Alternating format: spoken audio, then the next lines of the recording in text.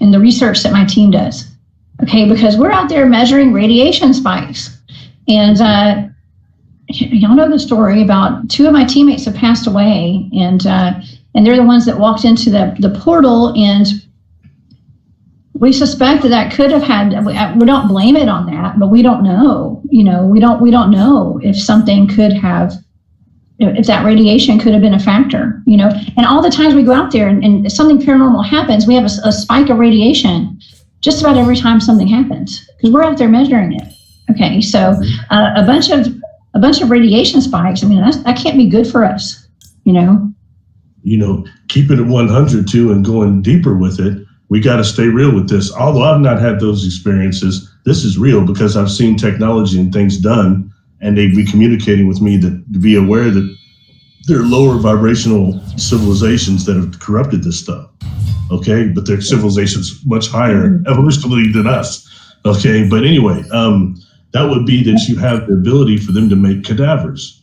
Okay, and a lot of this needs to be looked at when I've talked about this before, the amount of UFOs that are seen over graveyards, hovering over graveyards. It's a lot of them. Preston Dennett, I think, wrote a book over it. Anyway, are they doing necromancy, or is it to evolve, or grab soul memories and catch the dead that are still hanging around? But I think more you're looking at sometimes they're dealing with something with those bodies they're doing. And when you start dealing with this type of the technology that can make clone bodies, and they don't have the ability to actually bring souls into it. There's some people that talked on that old conspiracy show, 18 Bases, I think it is. It came out years ago. There's a guy named Alistair on there talking, Caucasian English dude with long hair. And he's talking about these machines that these beings had that was generating a false type of a light to try to attract immortal souls so they could get them trapped in these bodies. Okay, and that was an interesting way to look at that. I've done a lot of past life regressions, have not encountered that, but that doesn't mean it doesn't exist. Sorry, I looked down. Yeah. Yeah. Well, they always ask for permission, just like a vampire. And there's one lady, I think one that she went in the store real quick, comes out, and her kid is sitting in the back seat with this black-eyed child. Oh my God! I'd be so mad. Oh no!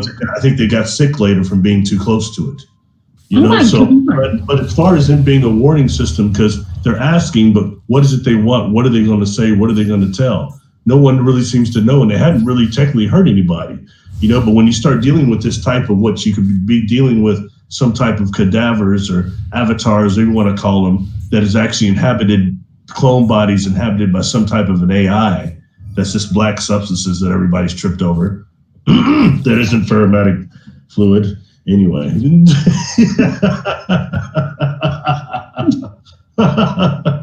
Anyway, so I think that's about everything I can add to that. The next step is what Dennis talks about, is just a straight demonic factor. And are these beings of darkness? Have they been summoned? Are they there to protect or whatever? But I think that was specifically assigned to you. You said all those things. You said watcher. I think Candyman is a creepy association, but I guess it is what it is.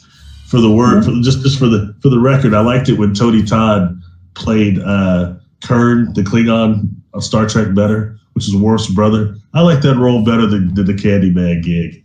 Anyway, that's neither here nor there, my friend. You don't watch no Trek. Anyway, but I need to start though. That's about it. To possess people, nuclear, all these things, and that's everything I can add to that. I'm sorry. One more thing. Sorry. Yeah, I think I mentioned it. They could possibly be hybrids too. Some type of gray hybrids, and that's why their eyes are black like that. That's another possibility. Some reason I don't think that's what you were dealing with, but it's possible. Yeah. Okay. So what? And so the person that I saw was also not a child. Okay. Now, black-eyed children are black-eyed children, but there's also black-eyed adults. Okay. But in this case, so can we make the distinction right now? Do you think that black-eyed children are going to be different. Like if anybody sees a black-eyed adult, chances are that adult is going to be more just demonic. Like there's something demonic running their body. There's a dark entity inside of them. It's not going to be the same as what the children are, potentially. Possibly. I got to make a comment on the comment you put up there. All right. And I don't mean to be hostile, but I'm just going to say, how do you know? Have you experienced it? Or is that something you heard Linda Moulton Howe reporting from that lady and other people that reported it? I mean, that's what I'm saying. So we have to watch these things because they say that this is what can happen. But if we have not actually experienced it, it's somebody else's experience. You know what I mean? Yeah, but if you've seen this technology, I'd like to know what it looked like. Was it a box? Was it tube technology? But these are things we've heard from other people. You know what I mean? And right now there's such a progression to rewrite the whole narrative of contact that it's unreal. So, we have to kind of keep these things just open. I don't mean to be hostile. I'm just saying we have to stay discerned. But if you've experienced it, email me at barrylittleton13.com. I'd like to hear about it. Tell me about the technology. I am very interested. Hey, I like all the comments, man. Thank you for your comment. Thank you for your comment. No, we have a wonderful chat tonight. A lot of really good people. A lot of great comments tonight. A lot of those people on 18 bases said that they experienced it. I don't know if that's still up on YouTube or not, but there's a lot of them said they experienced it. The other group was the Linda Moulton Howe has those two people. I can almost tell you the name of the lady that she talks about a lot. Her name is Linda too, also. Linda Porter. Linda Porter was the lady's name. And she had the mantis beings around her and the tube technology there. There's another guy, Jose.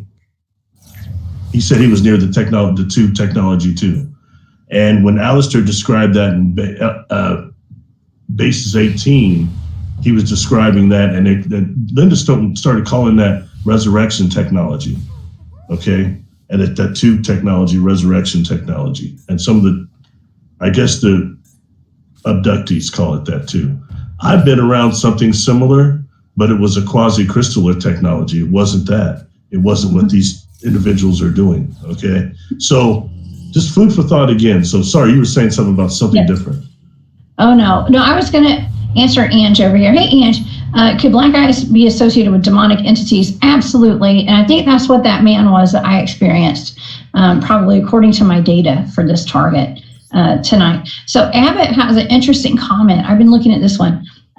Me and my gal saw a still-eyed robotic Asian man approaching us in an LA park 4 miles from NASA JPL in 2009.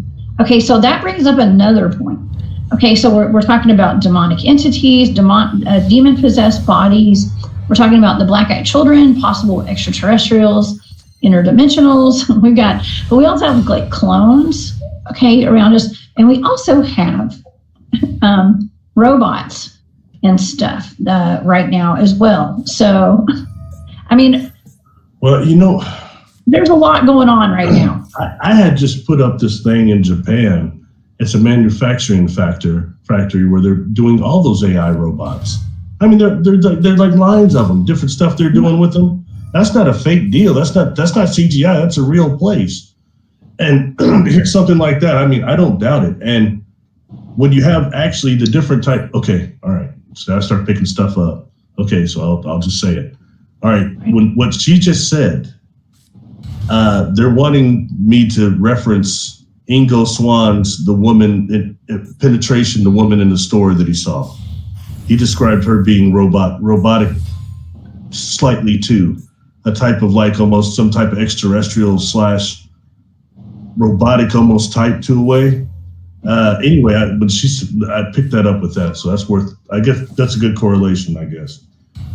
Oh, great. Yeah. And she was not, and remember what he was told when those guys grabbed him and asked him, how many times had he seen her? And told her, said she's very, very dangerous. Do you remember that? If you read the book. Yeah, I have the book.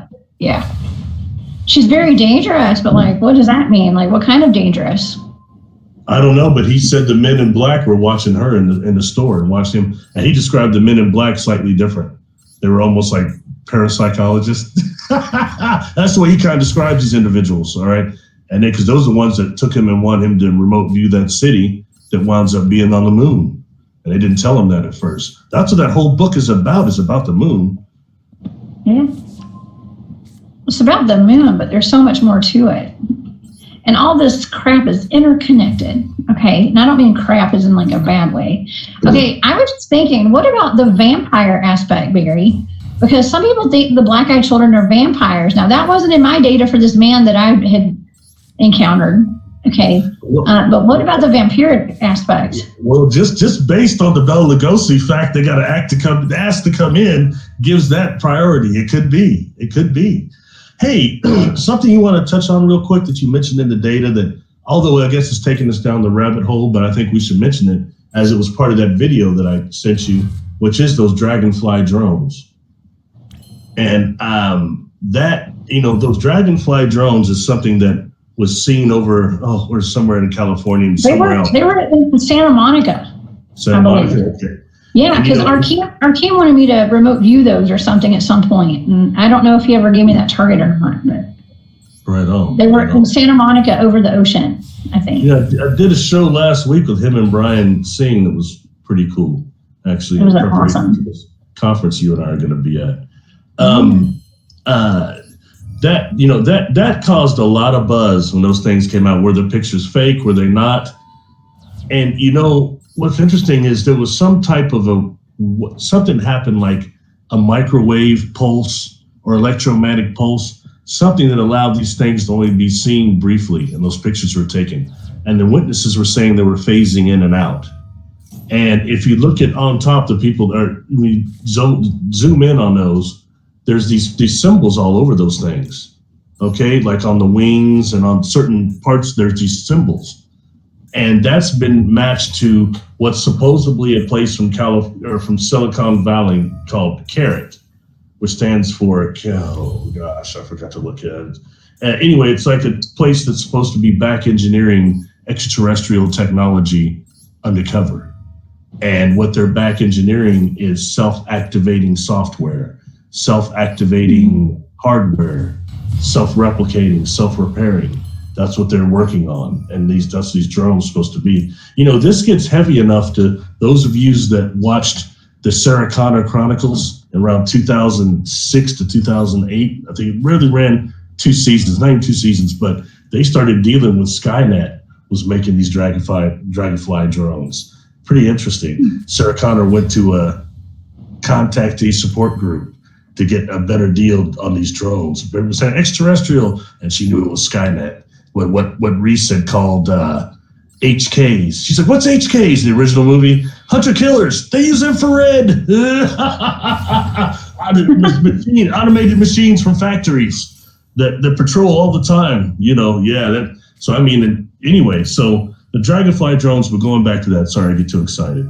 But what's interesting about that, okay, taking away all the crap that went with it, but what was said about this thing was near these trees, and the trees seemed to suffer some type of a damage that these drones were near when they were seen. And when analyzing of these trees, they were found to contain something that was high amounts of palladium. And what palladium is like caused by nuclear fission, it's a metamaterial, and similar to platinum. Platinum, thank you, yeah. So it's kind of, where did that come from? Yeah, where did that come from? Again, we have these things in coordination with the tree system, okay? Now, when dealing with what these were, I think that they're trying to back engineer something that's been floating around our atmospheres for thousands of years, terraforming, millions of years maybe. You know what I'm saying? So that's these dragonfly drones. And when dealing with this individual you encountered, these black-eyed children and these drone things, are these coming from the same thing, the same conscious events? We got to really look at that. Are they not just we think they are? Or are you just picking up that individual was a drone, like a data? Was that a Brent spider? Was that a Brent spider? Much like Skynet, isn't Skynet like a surveillance net, kind of? It was supposed to be the computer system that was supposed to run NATO. And then, later on, they threw in, like, in the later movies that it caught a virus, and the virus is what made it become self-aware. but that's something they incorporated later. But the original, it was supposed to be, if you listen to what Reese had told Sarah when he got done driving through downtown LA with no lights on, man, that was a bad scene. Anyway, he told her that that it was native, that it became self-aware, that it was the automatic defense system. And there's actually a scene that's been deleted from that movie. If you get on YouTube and look up original Terminator movie deleted scenes, she actually starts talking to him. They're walking like down this hill, and she says, "What is it? You said Cyberdyne creates, what is it called? Molecular memory?" He's looking at her. That's what I was told, and it makes it a different type of memory that's way beyond. It helps this thing become self-aware. So she goes to the phone booth, and she calls her mom, tells her to get and go to the cabin. Okay, and then she looks down the telephone book and looks for Cyberdyne with her finger. You stop that and look at all the businesses that are around Cyberdyne, Cyber Arts, Cyber this, Cyber that. I looked those businesses up. That was 1984. One of them, anyway, what they're doing is, years ago, that company was designing a way to use organic components to replace silicon on silicon chips. Yeah, you could do what I just did and find that stuff. It's just interesting, whatever, that was 1984, but how much of that is manifesting here in 23, 24. It's good food for thought, isn't it? Man, you got little breadcrumbs out there. I love that. I mean, and I guess I'm getting like the Terminator and like the Matrix I'm kind of lumping them together, because I was thinking about how Neo? I guess it's like his passport had an expiration date of like September 11th, 2001 or something like that. So I don't know. They show us, y'all. Everything is right in our face. And like I said, I did. That's what's so interesting. I don't know where this begins and ends, so I don't want to go. You interviewed that gentleman, and I was on the show with Floorburn years ago, and Sophia Stewart was on there, and she said that she wrote the Matrix, and the last Matrix, I think it's got her name on it. And she said she wrote the original and the original Terminator, and James stole them from him. And lied and said the Terminator was his dream. She said that was her deal. And it's interesting, that's when she told me, she said, Neo is supposed to be John Connor. Because I asked her something, that's what she said. It just kind of just made me where I don't remember the next 2 minutes of what we said, because it tripped me out.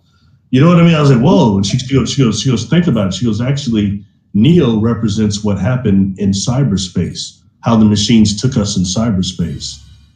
And the Terminator represents what Skynet did, what they did externally to our environment, how they took us that way. Whoa. Okay. Oh my gosh. I mean, that man that was at my door, I didn't pick up that he was a robot. Well, I guess I did, but maybe like the drone and surveillance. What if he was like a robot? He was a watcher. That was my data. Was a watcher, a surveillance drone. A clone, a cyborg, a bio-android. He could have been that, or just a possessed person. Either way, sorry, but I'm gonna be like what you said the other day. I'm gonna say this is a dog, man. I'm gonna say it pretty much sucks. Either way, that's what I'm gonna say. I'm gonna say it's a dog, man. I'm just gonna go out and say it's a dog, man. Oh, okay. Great. I could never rewatch that. I could never rewatch that show he did, just because the way I lost control. You said that it was something about that was just so funny. We talked about all that. You said, I'm just gonna throw it out there.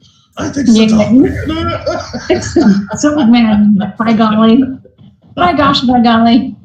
Yeah, we've had some great shows, Barry. I love just so we never know what this date is going to be, right? Like, you never know. Like, we do these targets, but my gosh, like, you have like expanded on like everything that was in that data. Like, first of all, it lines up with a lot of the things that about the Black Eyed Kids or the demonic entities and things. And it's so cool how we can just kind of put it all together and talk about it right now. I don't know. I love it. Kathleen, Michael, thank you so much for that super sticker. I appreciate that so much. I saw something today. It was an illustration. It was an illustration of a Terminator, the original exoskeleton of like, what is it, Arnold, like the 800 series, 101, whatever he was. But it's like that face and that cyborg, and the other side of it is Sasquatch. Yeah. You got the red eye here. It was very interesting. And it was saying like the cyborg Gugwe is what it said. So who the hell decided to make that? Oh, that sounds awesome. I don't know. That sounds cool. And we talk about these underground bases. I don't want to repeat everything, but man, I swear those Gugwes are something I think that comes from those bases. Something that the government, whoever, or worse than that, are putting out there. And when you listen to someone like that guy said he was from Paris, Texas. I think it's Rodney. And he kept talking about how I think he was involved with that habituation in Paris, Texas, where they're catching him on the mirrors. And he was saying how that group they've been communicating with, those Sasquatch, they were like the Patterson type, the type 1s, he thought, and they were getting pushed out. But what he kept saying with that accent, they're monsters. He kept saying there's these others that come in and they're different. They're these monsters, and they're pushing the other ones out. They're ones you couldn't do trade with or anything, and you can't get caught by those things out there. We have no doubt that they're killers. So, that was, I never heard that guy surface again. I want to say he was on maybe Dixie Cryptid is where I heard that interview. But yeah. That could even be like the Dog Man too, because they look a lot, they're very similar to the Gugwe, right? I mean, with the snout, and they're violent, some of them, Yeah. In fact, he was calling them, that's where I got the idea to call for my video, mutant strains. He was calling them a mutant strain of Sasquatch that were he just kept saying monsters, they're monsters. I can't call them anything else. Man, I think they're to displace the ones that are the more people stuff. And and I've come to the conclusion, no matter what, I can't get off this. And it's not all these Sasquatch. We've got these Sasquatch that some of them are just masters of perception, cognitive ability. And you start reading things like Carlos Castaneda and what they say that the older Toltecs could do. And more than that, the first wave of warriors that were here that I remember, I was here at that point. I think you too, okay? There's a different one. Those are filled with a bunch of sinister people that were, there's a whole other thing going on, especially when you start dealing with those type of warriors, okay? And then there's like a new wave that's come on now, a different wave. And I'm proud to say I represent the new wave, which involves the love frequency. That old system was devoid of love. And if you read Carlos Castaneda and the stuff that Juan Mattis did with him, okay, a lot of that stuff was devoid of love. And when I had some friends, Native Americans, so you got to understand though, that was an older Native American telling him just train the way he was trained. So devoid of love. And when you go back to the other cycle, even the Uranta book talks about, it says to talk about shaman and fetishes in there. It talks about how the original shamans and sorcerers were true tricksters. Okay, so that's to be noted. And then Don Juan would tell Castaneda, "Hey, you're lucky I like you, because I'm not being nearly as brutal to you as my teacher was to me." So things like that. But when going back to that first cycle, Sasquatch would have been present. And the ability, what Castaneda was being taught to put his whole cognitive ability into the dream body. That's what I'm sure Sasquatch is doing. That's how they have these paranormal abilities sometimes. Period. And because they're people. Anyway, sorry, we're supposed to talk about drones and black-eyed people, not Sasquatch. Well, I mean, maybe they're connected. It's. Hey, question on that. Good point on that. Okay, question on that. Reptilians flee when sent love vibes. Okay, I'm going to throw this out, all right? Because I'm doing That's a video. That's why I stay away from me. Well, I did a video about reptilian. It's called Reptilian Questions, all right? The reason why I say that, because if you look at the free study, the CCRA study by Ray Hernandez, Contact Center for Research Institute, used to be called Free Foundation for Research and Extraterrestrial Encounters. All right. And it's like a first survey. And this is one of the ones that I had to actually bypass. It's a reptilian. Have you experienced the reptilians? And it's a question, was it positive, negative, or neutral? And when you look at that graph, what do you think it must be? All negative, right? And it's not. And that's over 1,500 people answered that one. I had to skip it because I've not experienced them. But on that graph, Jessica, the positive is very large. The unknown neutral is second. It's close to as big. And the negative is pretty small. I couldn't believe it. And so I asked Ray, I said, Ray, what'd you get on that? Because if you put neutral, you have to fill out, a couple sentences why. He said, Barry, we got the same answer on a lot of it. They were absolutely terrified by the physical appearance of these beings, but they didn't do anything to them. In fact, they were giving them information, but they just couldn't take looking at them. They couldn't take it.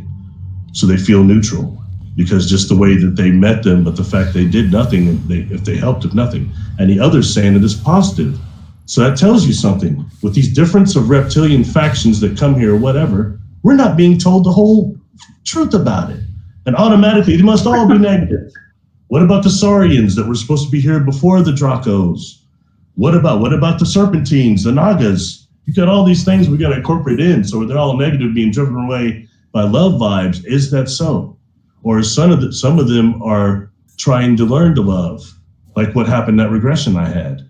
They're trying to get to a level of love like we do, and want to know why we can go closer to God than they can when we die. That's fascinating stuff to evaluate. And that's just data, what I've got in regressions. Anyway, I'll shut up. I'm talking too much. No, very spiritual. That's wild. That's super wild. Yeah, I know. I mean, food for thought. It's so wild. Like, I just had this thought, like, we've gotten past, like, just with my research teams, like, we got past years ago whether or not these things are real. Okay, there's too many of us that have had experiences. We've seen them firsthand. We know that, like, these cryptids are real. A lot of people on my team have experienced a lot of different things. I myself have experienced a lot of different things. We know it's real. Now we're getting to the meat and potatoes of where they came from, what they're doing. I love this. Okay. We're taking these deep dives, Barry. I mean, I don't know a whole lot. I mean, I know people like do deep dives, but I don't know if they're doing deep dives like we do. I mean, I think some people do. But over here at the Cryptid Huntress channel, man, we dive deep into these subjects.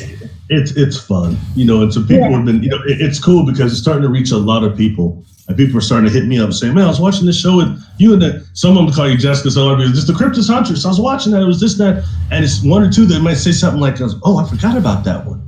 You know what I mean? And I've got a pretty good memory, so that's really cool. And the information we've come out of this it's fun. Like who's making the pyramids? You didn't know what you were looking at. You're telling me, what is this with these giants? And you kept talking about sound technology and seeing sound technology with these giants. I mean, look, that's about as real as it gets when this type of view, we don't know what you were looking at. So that's why I say, well, what kind of giants were they? Of course, I'd ask, what color are they? All these things. It's important. And you saw other beings there too. So, that's these are things that are fun. It's fun, and it's a good way to put the data to use, and it's not cookie cutter. And right now, the thing I get in these communities, and look, I'm not slamming anybody, but some of these people on some of these platforms, all these people are listening to, they're liars. I've said that before. I just posted a thing on Facebook that got all these likes because it's this thing of the guy is a Gargamel, whoever it was, that's working Pinocchio. I said, that looks just like some of these people on these huge platforms. They're liars. Name one, Pinocchio was a liar, wasn't he? His nose would get all big. And number two was they're being used by dark forces. And, or they work for them. And the dark forces don't care. These people leave clues. They say things that tell you they're against the light, they're against the love, they're against the stuff, but then they say things like, oh, you're going to sin, brother. Peace, brother.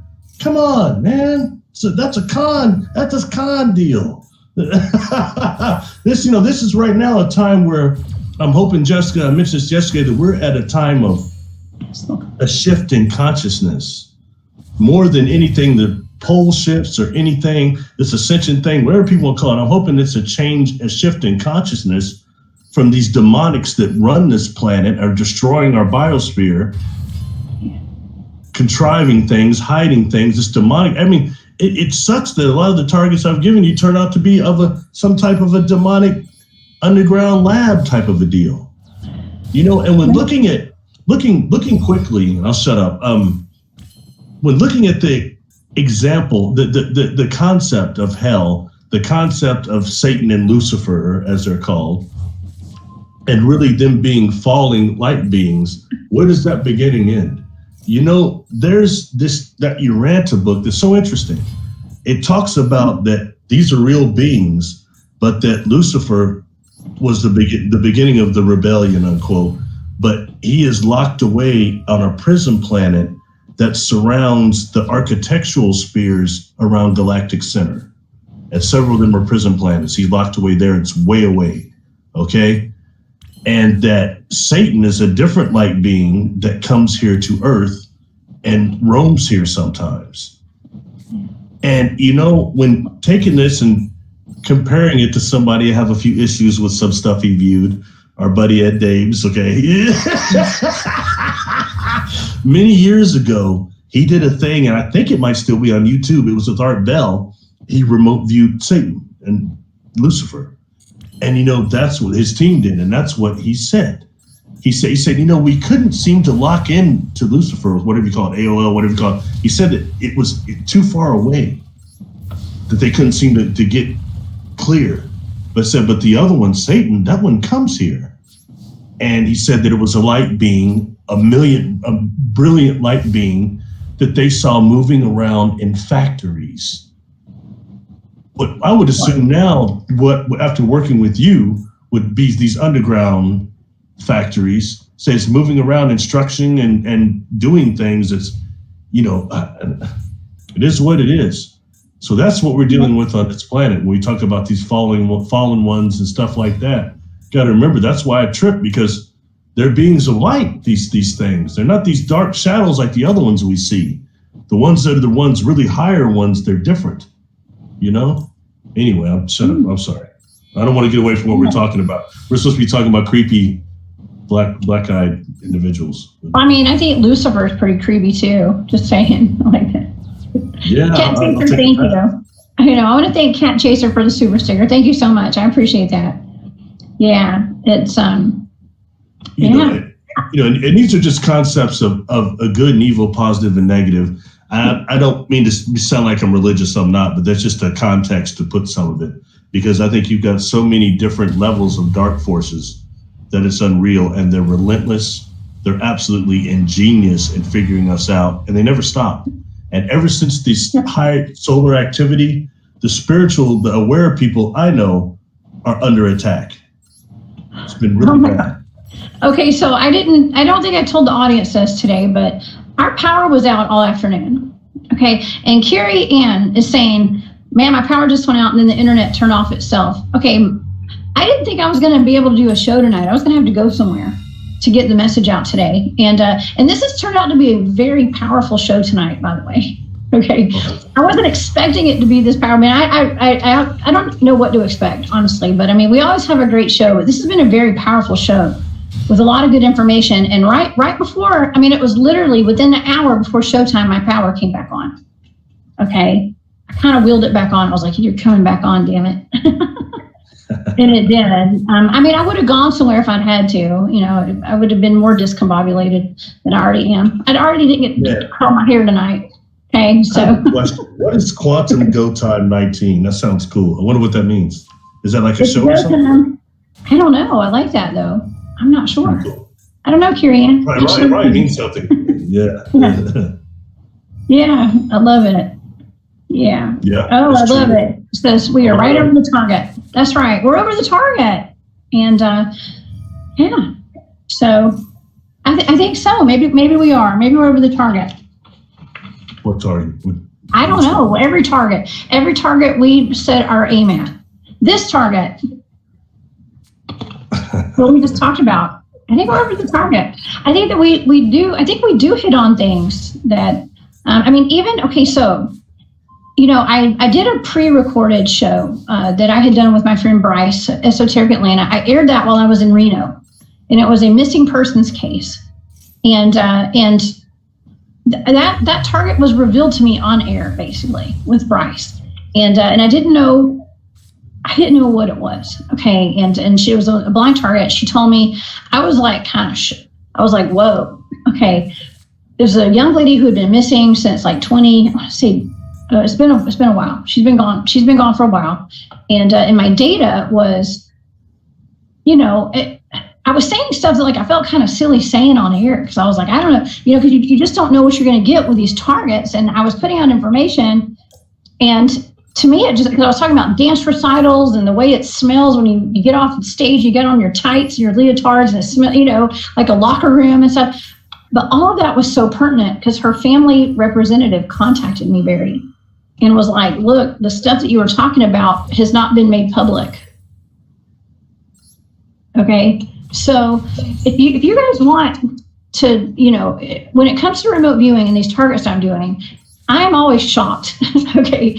The data that comes through, it may not make any sense to me, but it makes sense to somebody, whoever that target pertains to. Okay. Whoever tasked me with these targets, if it makes sense to them. I'll tell you, a few of these targets I've given you, the only way I can say, I'll give a quote that my mother used to say, I bit off more than I could chew on a few of those because I wasn't expecting the way it went. You know what I mean? I thought it'd be a different way, and the information would come through. Just took us not just down rabbit holes, but really a much broader perspective on a lot of those things, which is fascinating. Like for example, when I gave you the trans-Neptunian objects outside of Pluto, I can't remember the exact name of each one of them now, but those were your blind. Oh, I remember. And you immediately start. Yeah. I remember them. You picked up the bases and stuff, but I mean. Sedna and Maki, or make. I said make. Yeah, yes, thank you. Yeah. Like make, I think it's Maki. Or made, yeah. But you started picking up not just they were watching a ticking time bomb, which is Earth, but you kept picking up these frequencies, this blanket of frequency and this net thing. And that's this thing that I've been told about during my experiences, this frequency that we come through that helps aid us in further wiping our soul life memories, means that the mind of God, the repository, doesn't take when we come back and reincarnate. Those that are left get hit by this field too. That makes it worse. It's electrical scalar field. And then, so that, you were seeing that. That tripped me out. That's when going down the hole again. I'm like, whoa, I didn't expect to hear you saying that. That wasn't what that target was about. But that's something I know to be real, and then you're proving it, So it's things like that are, it's really, really interesting. I don't think a lot of people are talking about that. It's easy to talk about, the stuff we hear all the time, but that doesn't interest me anymore. I didn't just start looking into this stuff. I started having experiences as far back as I can remember. So by the time I got able to read good, first thing I was doing was going to the library and grabbing UFO books, grabbing paranormal books, trying to figure out what in the HE double hockey sticks was happening to me. Right. You know what I mean? And it didn't help very much, but start getting information. But then as time went on, all these things, the same stuff again and again. Then, Bringers of the Dawn came out. Oh, it was revolutionary and it was a good book. But then you look at how much of that is just the same information Martinique gave being regurgitated again and again and again. Let's keep it real. You and I go to these conferences and some of those people are saying the same stuff, and the presentations are boring as hell. Not everybody, but it's some of them. The ones they do. Yeah, come on, come on. It happens, but it's not easy to get up there and talk about this stuff in front of people. It's not. It's not easy. Oh my God, it's totally not. Well, it's easier. I love doing it. So this is how I roll. I don't mind it, but it can be difficult. And yeah. So shout out to everybody who speaks at conferences. Shout out to everybody who goes to conferences. And I hope you guys will all come and see me and Barry at the Full Disclosure Now conference. Barry and I both, I'm pretty sure we both have like discount codes or something. So don't buy your tickets yet until you get those codes. Okay. But yeah, please come down there and see us because we activate each other when we're together. We really do. Barry, you activated me, and when we were talking the first time I met you, because we started talking about portals, okay, portals, and look where we are today. We're still doing it. Yeah.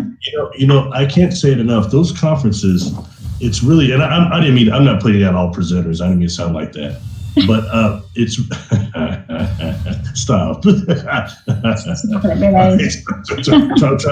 I'm trying to be intelligent. Anyway, no, but seriously, it's really about it's the attendees. The attendees are so cool and so gifted. Most of them should be up there talking before I should be. You know what I mean? So, but it's a place where a lot can come together and just be around a like vibe and share that stuff. And that's really cool. The only thing that sucks is that sadly, most of these conferences are not affordable enough for normal people to get to. You know what I mean? That's the only thing. Hopefully that will change. If I were to host one, I would try to make it like the dollar store conference.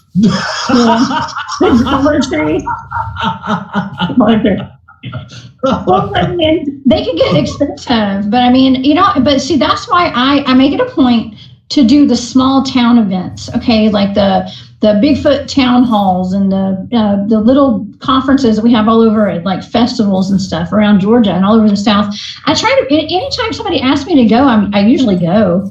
I haven't been asking for money and stuff, to go to these things. I just show up.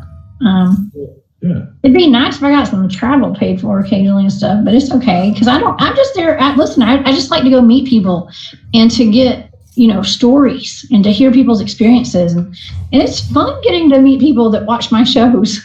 Like there's people in the chat right now that I got to meet like all over the Georgia Bigfoot Conference and at the Molina Bigfoot Festival and stuff. It's just fantastic, Well, so a lot of people listening, a lot more than what the count on your subscriber list is. There's a lot more people listening than that, and it hits other people and at the right time, and it's a God thing too.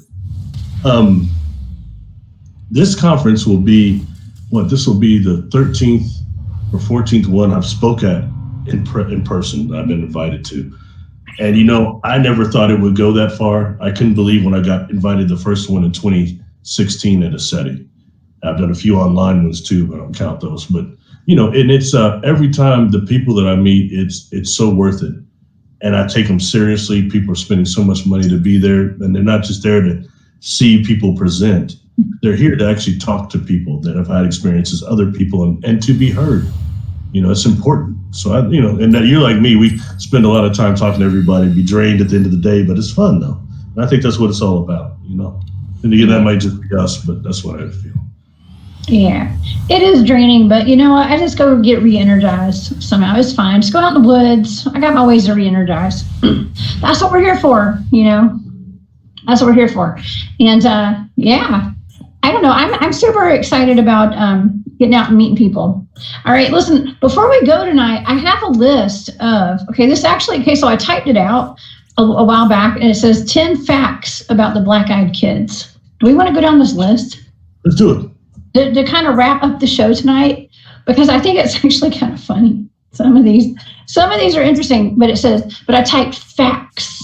Okay, like in my world, I don't know if there's a whole lot of facts in my world anymore. It's just like it is what it is. These are fluid. Okay, facts can be fluid when it comes to these things.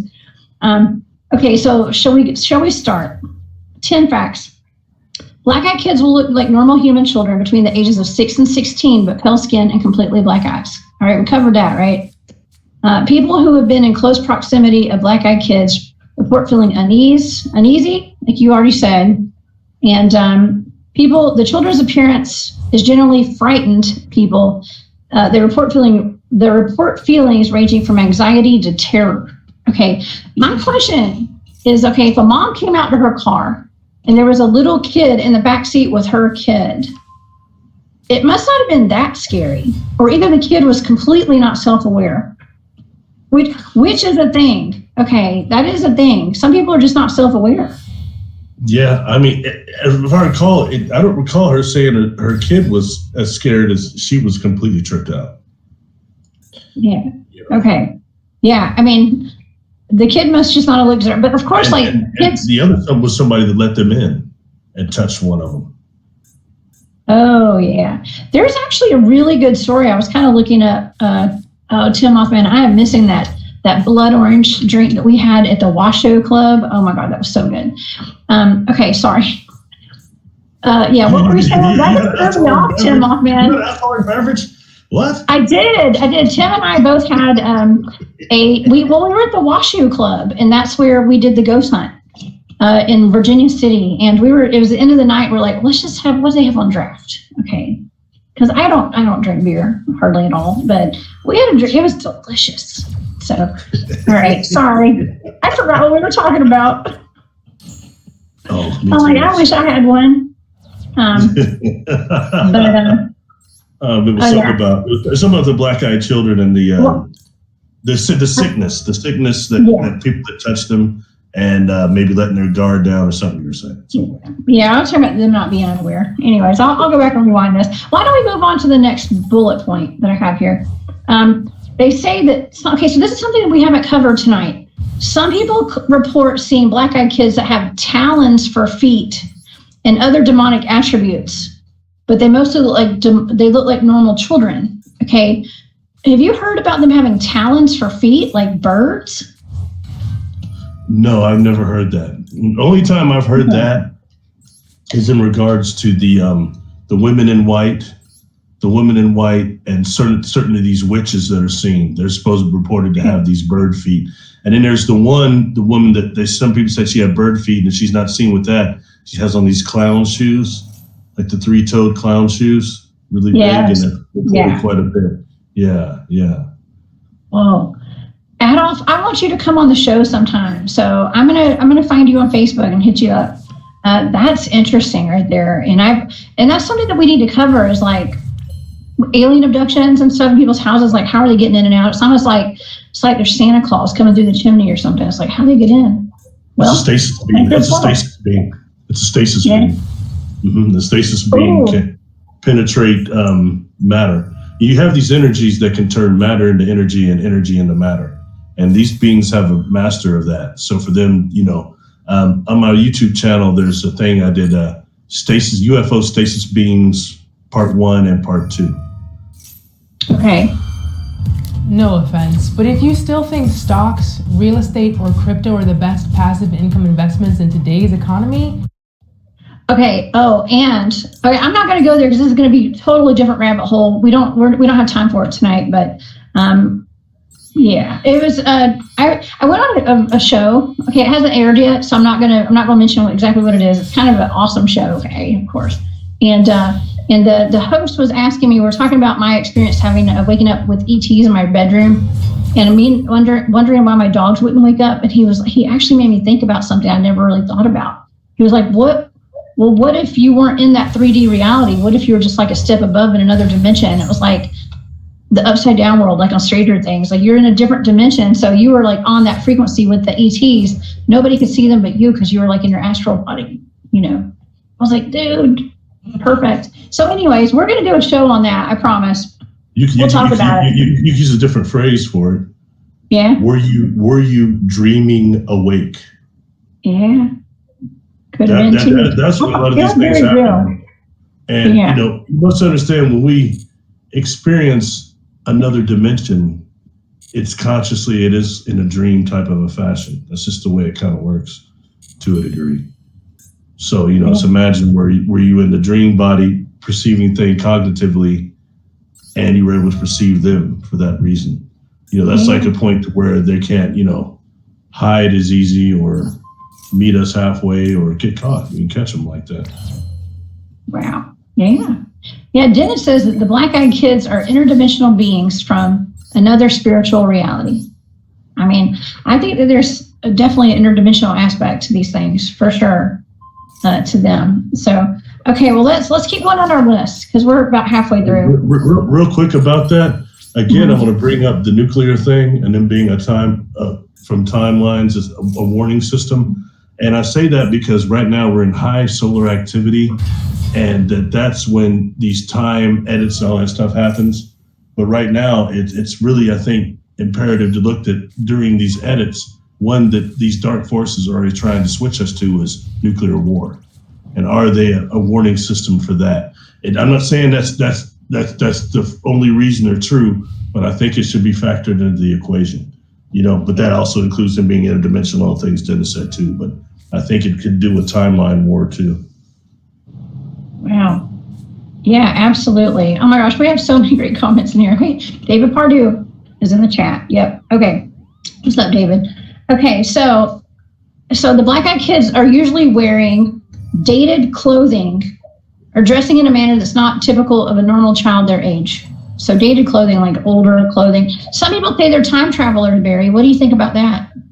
When did you hear that? I haven't really heard that much. I have read. I always heard them wearing hoodies, black hoodies. They're usually wearing hoodies, but not always. It says dated clothing. Now, I've definitely heard the part about potentially being time travelers for sure. But yeah, you usually see hoods because they're trying to like cover up their face, but they're not always wearing a hood. That man that I saw, do you want me to describe what he was wearing? Because I still remember. He was wearing like a button-up like golf shirt, I guess you call it, or like, I don't know if it's a golf shirt because it wasn't like just the buttons at the top. It was like a all the way button down dress shirt. Kind of, it was tucked in his jeans with a belt. He had on boots. He had on some gold jewelry, but he just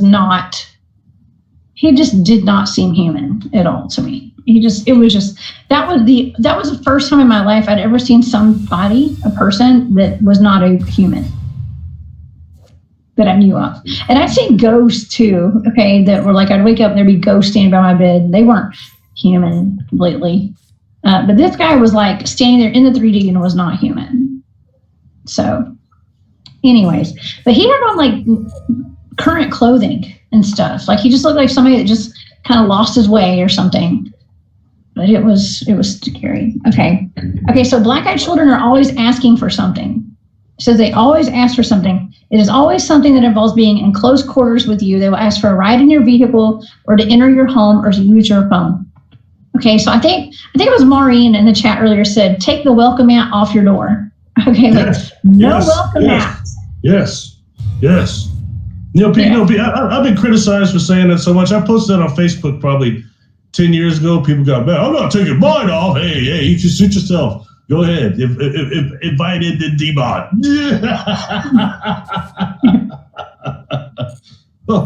Yeah, I'm not. No, if I have a rug out in front of my house, it'll say unwelcome. Okay, it's like, no, you're not welcome. I don't know. I don't go to the door for people. If somebody knocks on the door, I don't open it. I'm sorry, I just don't. Unless somebody calls me and tells me they're coming, you ain't getting in. Sorry. So I'm just like that. I'm like that. Sweet Pea, 1776. Jess, do you do deep mind probes on the kids? No, I did not. I did not do any deep mind probes on the kids, but that would be a great idea. Okay, so I would like to go back and revisit some of these targets. And like I said, I have remote viewed other black-eyed children, at least one other black-eyed children case from a long time ago. But like I said, my power was out all day, and I didn't dig it up today. I was too discombobulated with all that. So we're just working on this one. But we'll get into this topic again because I believe that this is very pertinent to a lot of the other research that we're doing. That's a good idea, actually. Yeah. And just a food for thought for people. It's probably worth going back and looking at another blind target I gave you, which was the Shadow Man and the Hat Man. Oh, yeah. Look at those and what you got from those. What you got kind of coalesced a lot with what Heidi Hollis says about them. And Heidi